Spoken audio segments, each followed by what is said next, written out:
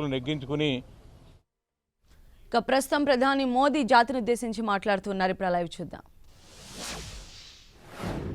जिंदगी को बचाने के लिए फैसले लेने शुरू कर दिए थे। हमने एक एक भारतीय की जिंदगी को बचाने के लिए दिन रात मेहनत की है।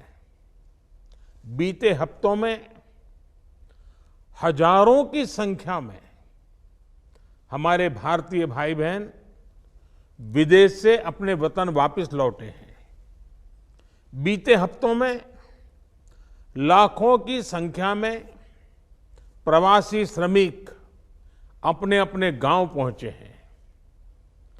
रेल, रोड, एयर, सी सारे मार्ग करीब करीब अब खुल चुके हैं। लेकिन इसके बावजूद हमारी इतनी जनसंख्या होने के बावजूद भारत में कोरोना संक्रमण उस जैसा विनाशकारी प्रभाव नहीं दिखा पाया जो दुनिया के और देशों में कोरोना ने आफत पैदा की है। दुनिया के बड़े बड़े एक्सपर्ट्स, हेल्थ के जानकार लॉकडाउन और भारत के लोगों द्वारा दिखाए गए अनुशासन की आज भारी चर्चा हो रही है। आज भारत में रिकवरी रेट 50% से ऊपर चला गया है। आज भारत दुनिया के उन देशों में अग्रणी है जहां कोरोना संक्रमित मरीजों का जीवन बच रहा है। कोरोना से किसी की भी मृत्यु दुखद है। हमारे लिए किसी एक भारतीय की भी मृत्यु असहज करने देने वाली है। लेकिन ये भी सच है कि आज भारत दुनिया के उन देशों में है जहां कोरोना की वजह से सबसे कम मृत्यु हो रही है।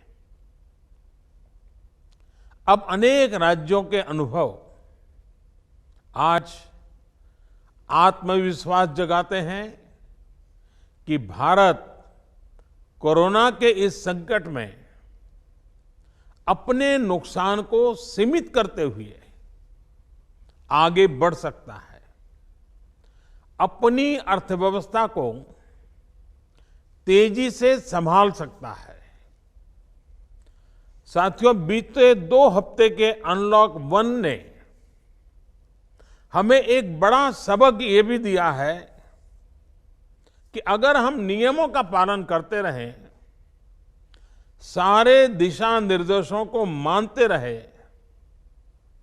तो कोरोना संकट से भारत को कम से कम नुकसान होगा। इसलिए मास्क या फेस कवर, उस पर बहुत ज्यादा जोर देना अनिवार्य है, आवश्यक है। बिना मास्क या फेस कवर के घर से बाहर निकलने की अभी कल्पना करना भी सही नहीं है। ये जितना खुद उस व्यक्ति के लिए खतरनाक है, उतना ही उसके आसपास के लोगों के लिए भी। इसलिए 2 गज की दूरी का हमारा मंत्र हो, दिन में कई बार 20-20 सेकंड के लिए साबुन से हाथ धोने की बात हो, सैनिटाइजर का इस्तेमाल हो, ये सभी बहुत गंभीरता से किए जाने चाहिए। खुद की सुरक्षा के लिए, परिवार की सुरक्षा के लिए, विशेषकर घर के बच्चों और बुजुर्गों की सुरक्षा के लिए ये बहुत जरूरी है।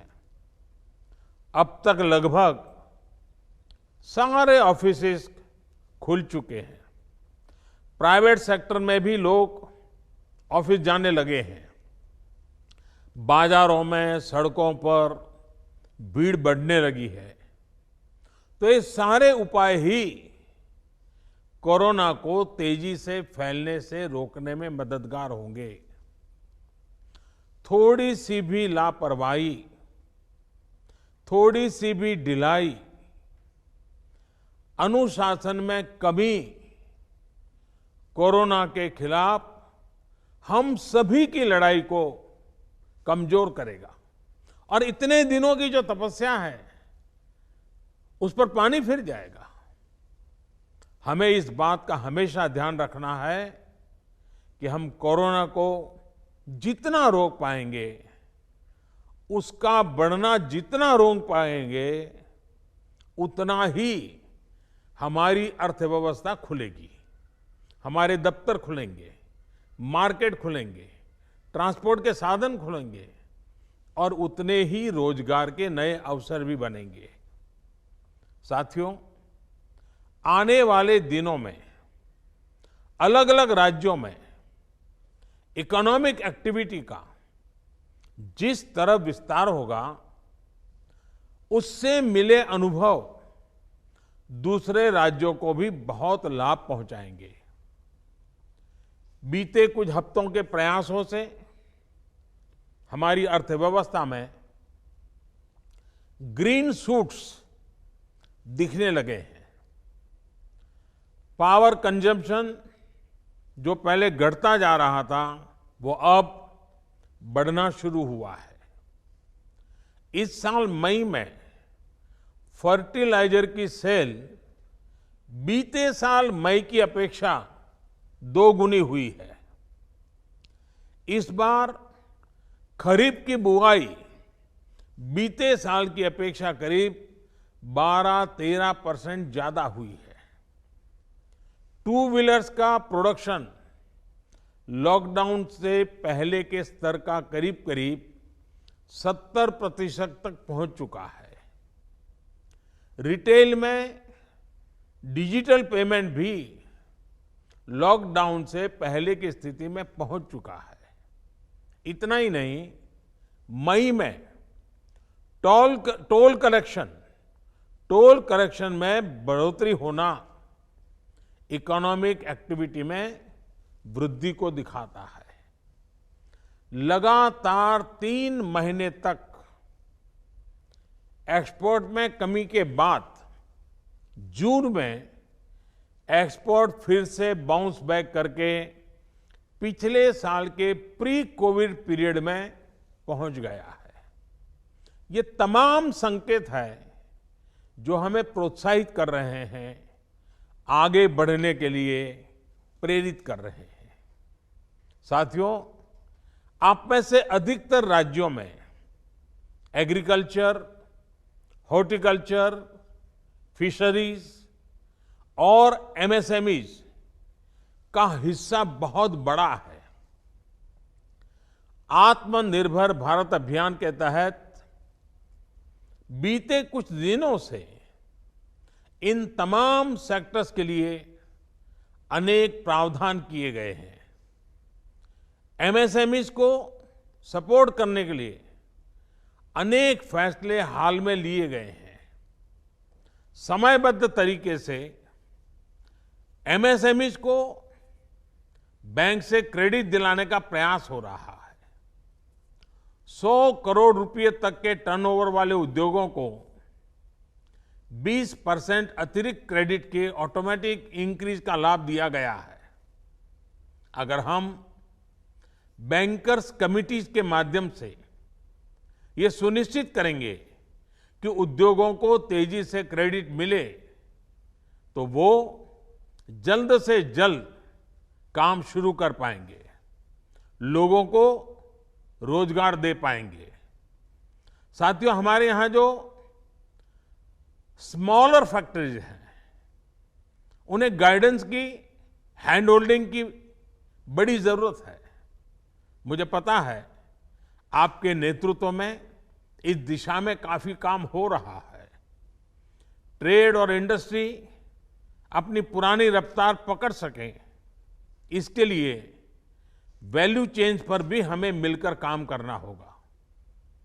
राज्यों में जहां कहीं भी स्पेसिफिक इकोनॉमिक एक्टिविटी पॉइंट्स हैं, वहां 24 घंटे काम हो, सामानों की लोडिंग अनलोडिंग तेजी से हो, एक शहर से दूसरे शहर तक सामान जाने में स्थानीय स्तर पर किसी तरह की दिक्कत ना हो, तो इकोनॉमिक एक्टिविटी और तेजी से बढ़ेगी। साथियों, किसान के उत्पाद की मार्केटिंग के क्षेत्र में हाल में जो रिफॉर्म्स किए गए हैं, उससे भी किसानों को बहुत लाभ होगा।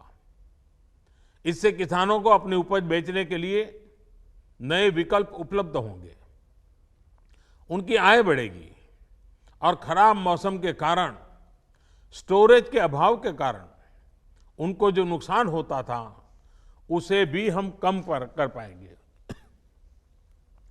जब किसान की आय बढ़ेगी तो निश्चित रूप से डिमांड भी बढ़ेगी और राज्य की अर्थव्यवस्था की गति भी बढ़ेगी।